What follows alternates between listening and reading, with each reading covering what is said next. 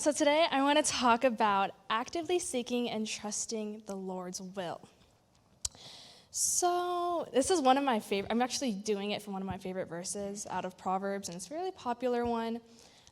It's Proverbs 3, verse 5 through 6, and I'll get into that a little bit more later.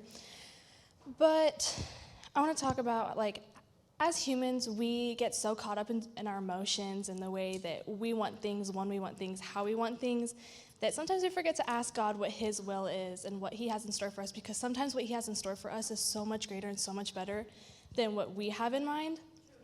And so a personal example for me is my job. So it's my first job. I love my job. It's the coworkers are amazing. Some of them are becoming more friends than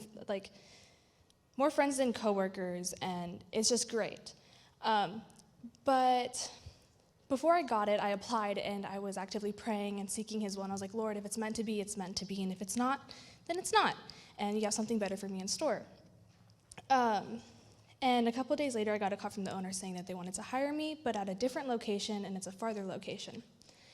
And I was kind of hesitant, so was my parents, because at the time I wasn't driving, and it was 20, 30-minute drive sometimes. And but I took it, and it's, like I said, it's great. And then one day, the owner texted me and was like, hey, can you cover the job at the other location, the location I originally applied for? And I took it, and I don't mean to complain, but it was kind of terrible. The coworkers there were just really toxic. It wasn't fun at all. They left me and another coworker to do the whole, everything, while the entire lobby was slammed. And later that night, my dad was the one that picked me up, and I was telling him about my day, because they call me a little turkey, because I like to blab a lot after. So my mom's like, oh no, her gubba is gonna come out, and that's what she calls it. So I'm like, okay, cool. So I was telling him about it, and I was like, at the end of it, I said, thank God I don't work here. Thank God I was overstaffed, and I couldn't work. I just couldn't handle all of it. It was too much for me in that moment. And then I emphasized that. I was like, thank God I didn't.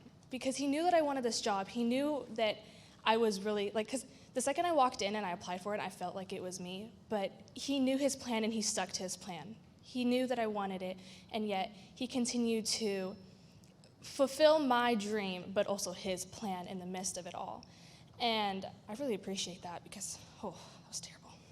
And Proverbs 3, verse 5 through 6 says, trust in the Lord with all your heart. Do not depend on your own understanding. Seek his will in all you do, and he will show you the right path. Oh, excuse me. Oh, my gosh. Hold on. So you have to actively seek and trust in him, and he will show you the right path to take. He doesn't ever want you to take the wrong path and have to reroute it and it take longer. So pray, and all you do, just pray about it. He will show, guide, and light the right path for you to take, and that path will become so much more clear. So continue to actively seek and trust in his will. And that's what I have.